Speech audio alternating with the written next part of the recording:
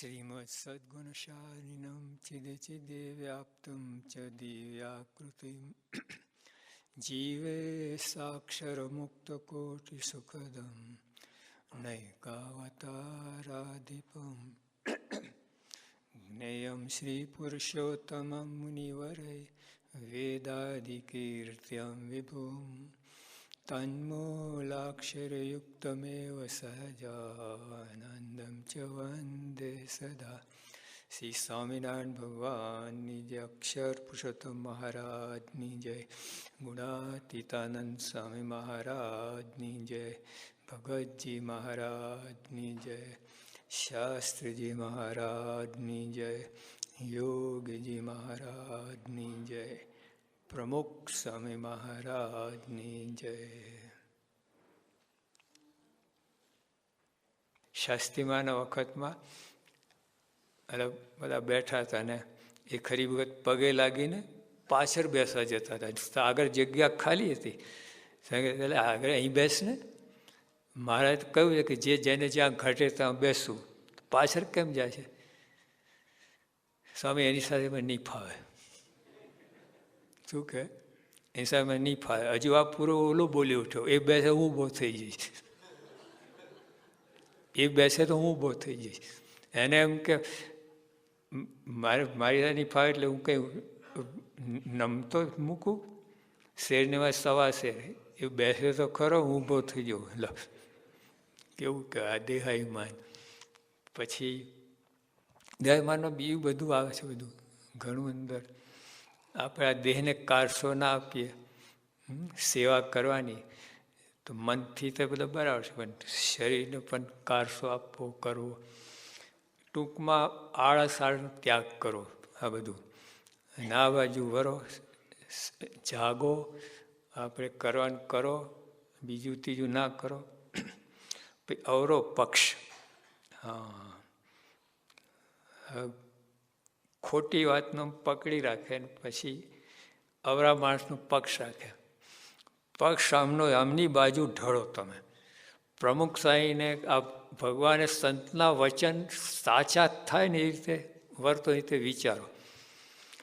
તમને ન બેસતું હોય ને તો માનો. સ્વામી કહ્યું હોય આમ કે ભાઈ આપણે આ કરવું જોઈએ, લાગે કે આવું ના થાય આ જમાનામાં. આમ તેમ જો આ યુએનઓમાં શું થયું, આપણી મર્યાદાનું પાલન કર્યું ને. અહીંની જ વાત છે, નેરોબી 1960માં યોગી આપા કંપાલા જતા હતા ને, એટલે પ્લેનમાં બધા ઉતાર્યા. આ બધા ગભરી ગયા કે આ કેવી રીતે. અને તે વખતે તો બધા યુરોપિયન હતા, તે વખતે બધા અંગ્રેજ પેલી મહિલાઓ હતી, આ હતી, તો બોલાય જ નહીં કંઈ. બાપા કહે ના જવું, કસોટી કઈ બરાબર નહીં. હજી બધા ઉતર્યા, બધા પ્રેમથી, કોઈ આર્ગ્યુમેન્ટ કાંઈ કોઈ જરાક બોલ્યું નથી. પણ ટૂંકમાં કહેવાય છે કે આવું હોય. અને તે વખતે બાપાનો પક્ષ લાવો. હા, એમને જે ગમે રીતે એ બાજુ ઢળવું, એમના વિરુદ્ધમાં ના થયું. બાપા ના થયા એવું એ બધું છે ને. અવરો પક્ષ નહીં. અને અવરો પક્ષ બીજું બધું છે.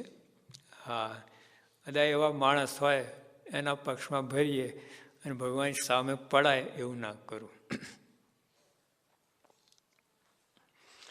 સમજવું શું? ભગવાનનું સ્વરૂપ.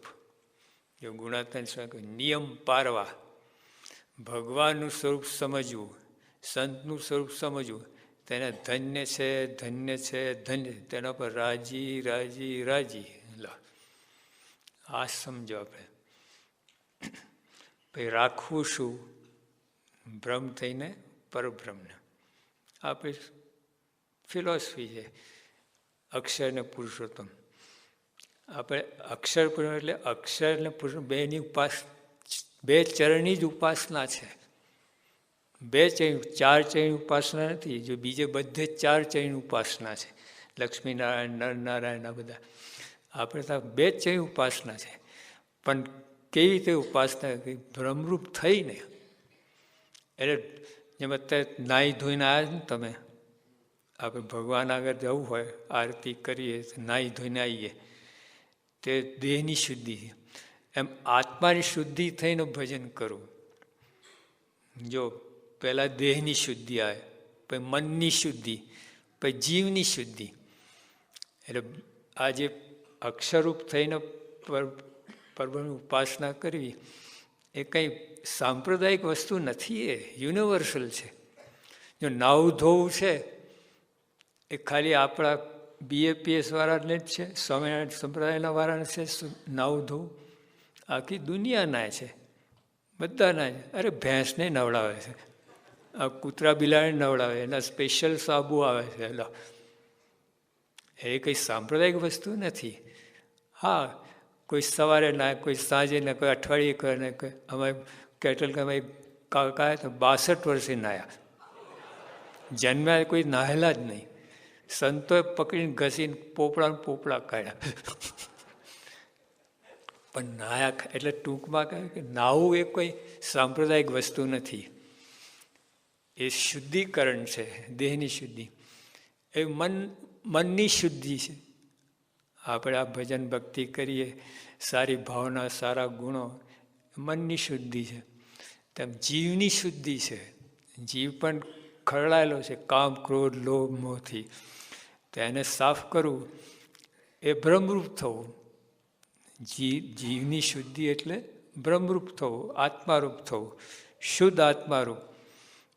તો એટલે જો ભગવાન ભજવાય તો ગમે હોય, સાંપ્રદાયિક વસ્તુ છે જ નહીં. બ્રહ્મરૂપ થવું આત્મારૂપ સાંપ્રદાયિક વસ્તુ નથી, યુનિવર્સલ છે, બધા માટે છે. કે જીવની શુદ્ધિની પરાકાષ્ઠા બ્રહ્મરૂપ થયો એટલે શુદ્ધિની એથી આગળ કોઈ શુદ્ધિકરણ રહેતું જ નથી. ફાઇનલ બ્રહ્મરૂપ થાય એટલે પછી શુદ્ધ થઈ ગયો. 1% 0.0001% ગંદકી ના રહે બ્રહ્મરૂપ થયેલા. એટલે આપણી આ ઉપાસના એ યુનિવર્સલ છે. આગળ બધું થશે. બધું અત્યારે લોકોને બધું એવું લાગે છે બધું, પણ આગળ બધી વસ્તુ સાચી છે. જે ઉપરનું બધું નાવું ધોવા બધું આવે એટલે લોકોને એમાંથી ભડકે છે બધા. અને પછી આપણે ગુણાત્યાન થઈને મૂર્ખ એટલે ભડકે છે આપણા અંદરના અંદર બધા. હા, આવું થાય છે. હકીકત છે, સત્ય વસ્તુ છે. પછી હવે ભગવાનની ભક્તિમાં વિઘ્ન 3 મોટા. જો કોઈ પણ ફેક્ટરી કે બિઝનેસ કરે ને, આ એક મોટી ભૂલ થતી હોય છે. એ ખાલી આવકનો બાજુ બહુ ધ્યાન આપે, પણ આવક તોડે કે દેવારું ફૂંકે એ બાજુ ધ્યાન નથી આપતા. પછી કેટલી મુશ્કેલી પડે. મોટું ટર્નઓવર, કેટલું ટર્નઓવર થતું હોય, પણ તો પછી જો આ કેલ્ક્યુલેશન ના કર્યું હોય, કયા ફેક્ટર છે કે જે તમારે આવક ઘટાડે અથવા દેવારું ફૂંકવું પડે, વિચાર નથી કરતા. હા, પાર્ટનર હોય બરાબર. શરૂઆતમાં તો બધા પાર્ટનર 4 સમશ્રુત ભાવ એકતા. હા, અને પછી જ્યારે આવક થાય ને ત્યારે ઓલો વિચાર કે હાલું મારે કૂટવાનું, આ તો બેઠો બેઠો ભાગ લઈ જાય છે. પછી દાનત બગડે. પછી 4માંથી 2 થાય, 2માંથી 1 થાય, પછી દેવા ફૂક પતી ગયું.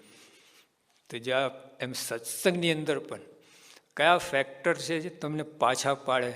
આવા ભગવાન સંત મળ્યા અને આપણે મૂર્ખાઈ થઈને બેસી જઈએ એક બાજુ અને નિષ્ક્રિય થઈ જઈએ, ભાગ ના લઈએ, ખૂણામાં ભાઈ આપણે ભલા, એને જે કરવું એ બધું ખોટું છે, ખોટું છે બધી.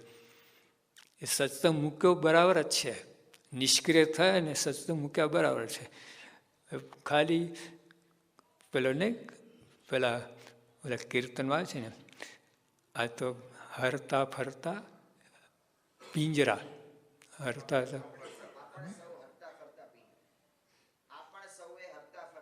હા, દેખાય આમ માણસ આમ તંદુર દે, પણ પિંજરું જ છે, મરેલો જ છે. હવે કાંઈ એને ઉદાસીનતા આવી ગઈ છે. જો 80 વર્ષનો હોય પણ જો ઉત્સાહ ઉમંગ હોય ને તે જુવાન છે, અને 20 વર્ષનો હોય પણ ઉત્સાહ ના હોય તો ડોસો છે. બોલો 80 વર્ષનો. જો આપણે બધા યુવાનો જ બેઠા છે બધા. શરીર દેહ, આત્મા તો યુવાન છે, એટલે આપણે તો બધા આપણે ઓલા કાકા હતા વિદ્યાનગરમાં 96 વર્ષની ઉંમર, 98 ઇંગ્લેન્ડમાં છે. હજુ ત્યાં જે બોલા જે એટલા જોરદાર છે તો જે જુવાન જ કહેવાય. અને અત્યારે 20 વર્ષનો હોય પણ શ્રદ્ધા ભક્તિ સેવા બધા માણસ કર્યા કહે ડોહો છે. એટલે અહીંયા મહારાજ કહે છે આ ફેક્ટર જોવાના આપણે સત્સંગમાં આપણને શું પાછા પડે કયા કયા એ બધું ધ્યાનમાં રાખવાનું છે. તો યોગી આપા કહે છે કે આ 3 મોટા ફેક્ટર આ છે. પોતાના દોષ ના ઓળખાય, બહુ અઘરું છે. બીજાના દોષ તરત દેખાય તમને ફટાક દેને, પોતાને દેખાતા જ નથી, બહુ અઘરું છે. જો પરમ ચૈતન્યાનંદ સ્વામીને 24 વર્ષે ખબર પડી, 12 વર્ષ ગુરુ અને 12 સદગુરુ રહ્યા, અને પછી સત્સંગી તો આ જ થયો. હા, કા બધું બીજાને ઉપદેશ આપ કરતો હતો, ઉપદેશ તો પોતાને લેવાનો હતો. જો ગુણાતીતાનંદ સ્વામીની વાતમાં છે કે જેવો બીજાને સમજાવવાનો આગ્રહ છે તેવું પોતાને સમજવાનો હોય, ને જેવો બીજાને દોષ જોવાનો આગ્રહ તેવું પોતાના દોષ ટાળવાનો હોય તો ખાલી જગ્યા પૂરો, કાંઈ કસર રહે નહીં. સત્સંગ શું કામ કહીએ, શા માટે કહીએ? કાંઈ કસર નહીં. તો જો કાંઈ કસર, એનો આખો ઉપાય એના ઊંધું જ કરીએ છીએ આપણે, કસર વધે એવું જ કરીએ છીએ. જો પરમચંદ્ર આ જ બોલ્યા 12 ગુરુ રહો એટલે બીજાને સમજાય કરું, પોતાને સમજવાનું ના સમજ્યા. 12 સદગુરુ રહ્યા, બીજાને જ સમજાવવાનો પ્રયત્ન કર્યો, પોતાને સમજવા ના રહ્યું. અને આજે સમજાતા એ સત્સંગી થયો. ભાઈ બધું આમ ઉપદેશ મારે લેવાનું છે, મારે સમજવાનું છે, બીજાને સમજાવવાનું નથી. એટલે એનો એ થયું ને કે બીજાને વાત ના કરવી, એ કોઈ વાત નથી. મહિમાની વાત કરો, સત્પુરુષ સંતની વાત કરો, હા, પણ અંદર જો આવું કંઈ ભાવ રહેતો હોય તમારે, બીજાને સમજાવી દઉં, આ બધા અજ્ઞાની છે, નવા છે, ભૂલ ખાસ હતો, કોઈ નવા નથી.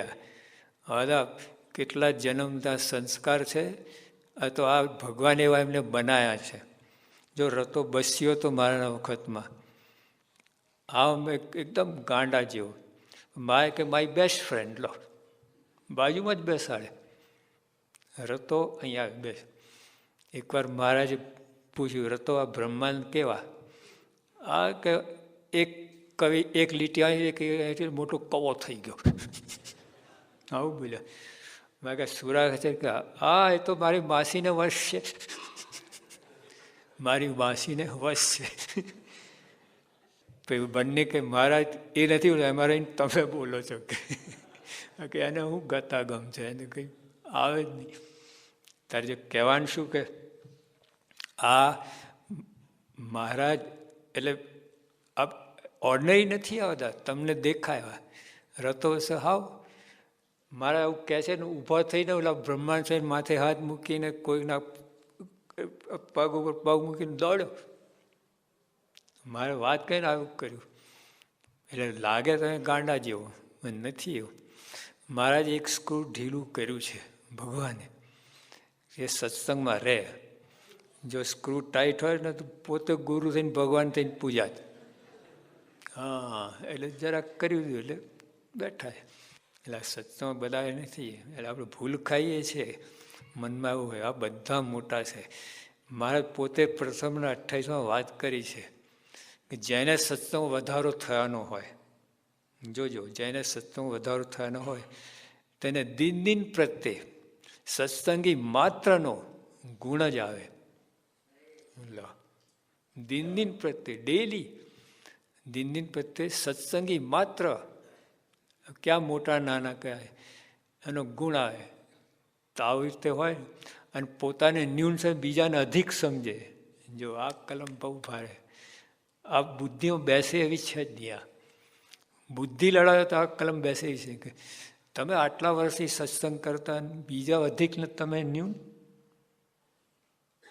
મારે ટેકનિક બતાવે છે, જેમ આ લોકો આઠે પર અખંડ આનંદમાં રહે છે ને ટેકનું કારણ આ છે કે પોતાની ન્યૂન છે બીજાને અધિક સમજે. નથી સમજાતું, બુદ્ધિ આડી આવે છે. એ ઉદ્ધવજી સમજ્યા. હા, ઉદ્ધવ કેવા હતા? રાજા જેવા, એ બુદ્ધિશાળી ખૂબ, પણ તોય ગોપીઓને ચરણ જ્યાં ઉડતી હોય ત્યાં વૃક્ષનો અવતાર માગ્યો. યોગી બાપા સામેથી પ્રશ્ન કર્યો, આવું કેમ માગ્યું? ભગવાનની પાસે બેસવા ના માગ્યું? ભગવાનના ધામમાં ભગવાન જેવા ઐશ્વર્ય પ્રતાપ રૂપ કેમ ના માગ્યું? આવું કેમ માગ્યું? તો સ્વામી કહે ને કે વૃક્ષનો અવતાર બુદ્ધિ ના હોય એટલે આડું ના આવે. બુદ્ધિ આડી આવે છે મોક્ષના માર્ગમાં. હા, એક બુદ્ધિનો જરૂર છે. ક્યાં સુધી? આમને ઓળખવા સુધી. પછી બંધ કરી દેવાનું. હા, તારું પછી એ કેમ કરવાનું? આપણે પછી જ ખોલીએ છીએ. યોગી બાપા કે અવગુણ જોવાની બારી હોય ને તો જોવું નહીં. અવગુણ જોવાની બારી તો જોવું નહીં. આપણે બંધ કરેલી હોય ખંભાઈ તારું પર તોડી મચવીને ખોલી જો ઊંધું જ થાય છે બધું. એ ટૂંકમાં કહેવાનું છે કે આપણે આ પોતા દોષ ના ઓળખાય, બહુ મોટી ખોટ છે, બહુ જ મોટી ખોટ છે. બધાને એમ રહે છે કે હું જાણું છું. સભામાં કેવી રીતે આવું અજ્ઞાની થઈને હું કાંઈ જાણતો નથી. સભામાં જો મનમાં જરાક હું જાણું છું ને, ગ્રહણ કરે જ નહીં, ઉતરે જ નહીં અંદર. અહીંથી આવીને જતું રહે પાછું. હું તો જાણું છું, હું તો જાણું છું. એ બધું બાયપાસ કર્યું. જાણું છું, જાણું છું, જાણું છું, આવું થઈ જાય. કાંઈ જાણતો નથી. જો આ લોકોને અંગ્રેજીમાં છે એક વાક્ય કે તમને એવો અનુભવ થાય હું કાંઈ જાણતો નથી, ત્યારે તમે જ્ઞાની, ત્યારે તમે જાણ્યું કહેવાય. તમને બોલવામાં નહીં, બોલા તો ઘણા બોલતા હોય છે, પણ અંદર તમે ફીલ થવું જોઈએ ખરેખર કાંઈ જાણતો નથી. ન્યૂટન ના બોલ્યો આઈ એમ કાઉન્ટિંગ પેબલ્સ ઓન સીશોર.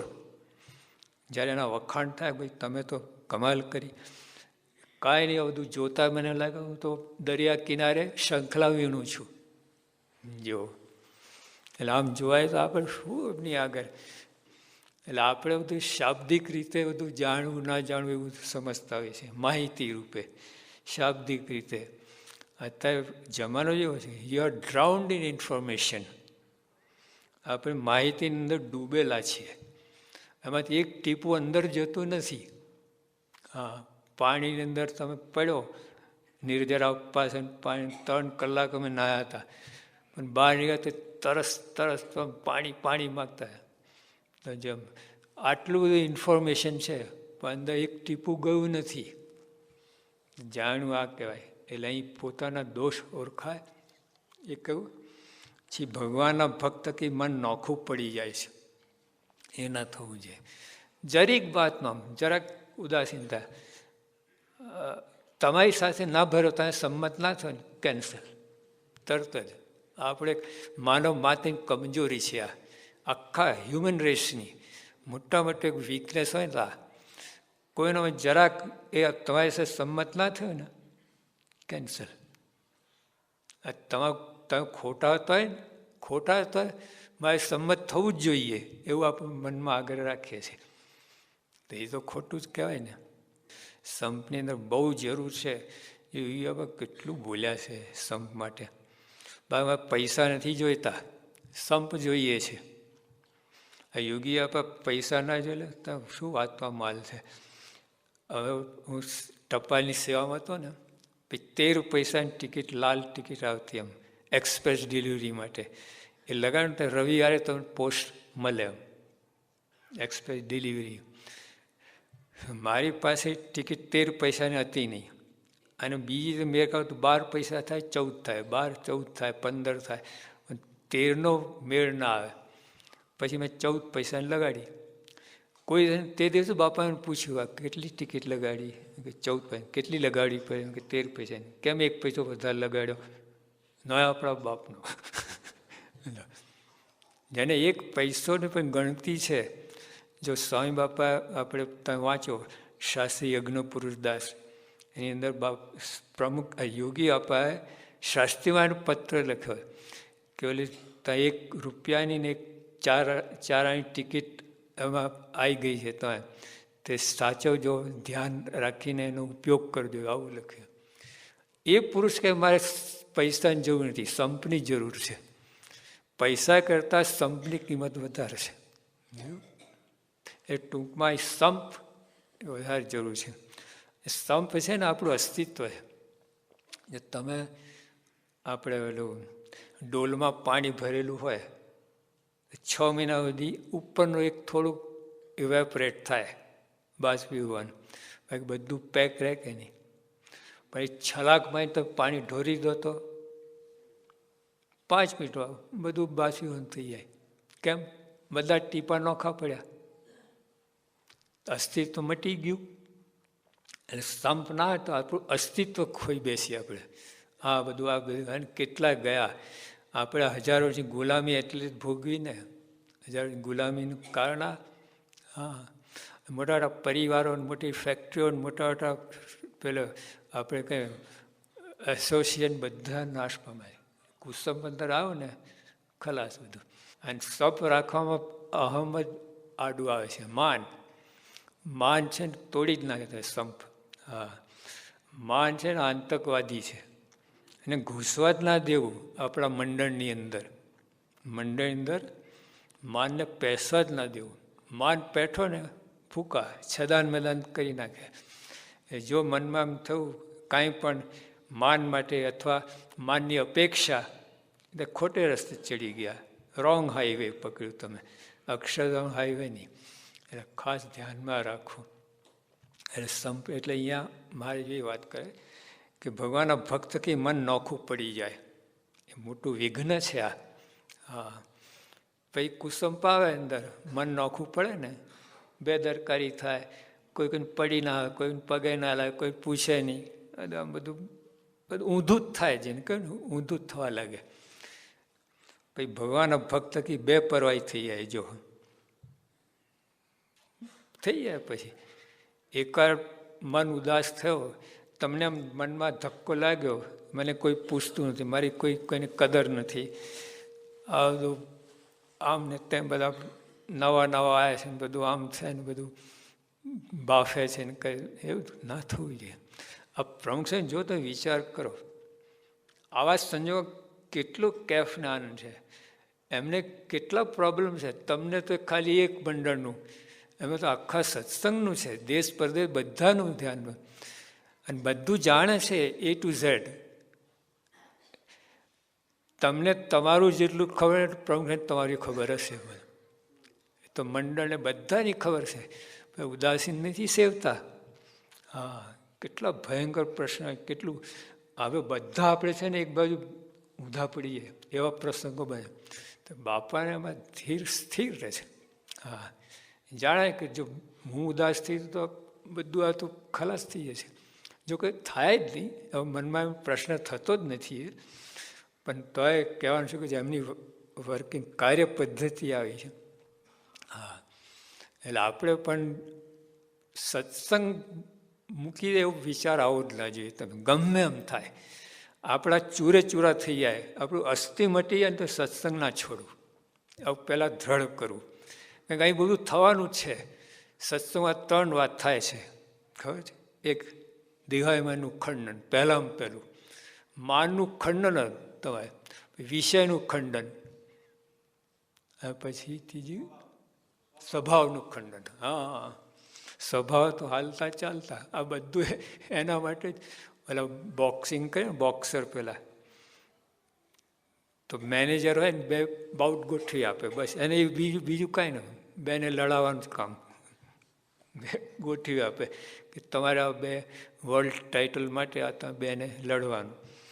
એમ અહીંયા ભગવાન બેઠા ગોઠવી આપે, શેરને માથે 1.25 શેર. હા, કે એમને સ્વભાવ ટળાવવા નથી. ઓલા એને ઝાપટે. હા, ઓલાને ભગવાન તો આ થવા ના દે, ગુરુ તો થવા ના દે બધું. એટલે આ બધું સ્વભાવ ઘસાય. પણ તો સત્સંગ ઉદાસ ના થવું, ગમે એમ થાય. આવા ભગવાન મળ્યા, આ બધું થાય ઉદાસીનતા છે બધું એક ઢેફું. અને ભગવાન જે પ્રાપ્ત થયા છે તો હિમાલય છે. શું કામ ગભરાઈ જાઓ છો? આટલું સભા મૂકવું પડે, આટલું ખંભવું પડે, એ નથિંગ. ભગતજી મહારાજ બોલ્યા છે કે ગુણાધન છે જે મને આપ્યું છે એ જોતા મને લાગે મેં કાંઈ કર્યું નથી. આ ભગતજીની સાધના કેવી હતી, 3.5 વર્ષથી ભૂખા કાઢી. પણ તો એ શું કહે છે, મને સ્વામી આપ્યું ને એ જોતા મેં કાંઈ કર્યું નથી. આ કેટલું અપમાન સહન, આપણે આટલું અપમાન સહન કર્યું ના હોય અને પછી આવી પ્રાપ્તિ થઈ જાય. પણ આ એટલે આપણે સમજતા જ નથી. સત્સંગ છોડાવવું જ છે જ નહીં. જો સમજાય ને કેવા ભગવાન કેવા સંત મળ્યા છે, એની આગળ તમે કાંઈ ચૂકવતા નથી, કોઈ કિંમત ચૂકવતા નથી. ડરવાની જરૂર શું છે? શા માટે ઉદાસ, શા માટે નોખા પડી જાય, શા માટે બે પરવાઈ થઈ જાય? એ થવું જ ના જોઈએ. ગમે એમ થાય. છેલ્લા આપણા જો યોગીઓ આપણા બોલ્યા કે રાયના ટુકડા કહી નાખે આપણને તો સત્સંગ ના છોડવું. એવો નિર્ધાર કર્યો. રાયના કટકા આટલા તો સત્સંગ સમજ્યા કહેવાય. સમય થઈ. સહજાનંદ સ્વામી મહારાજની જય.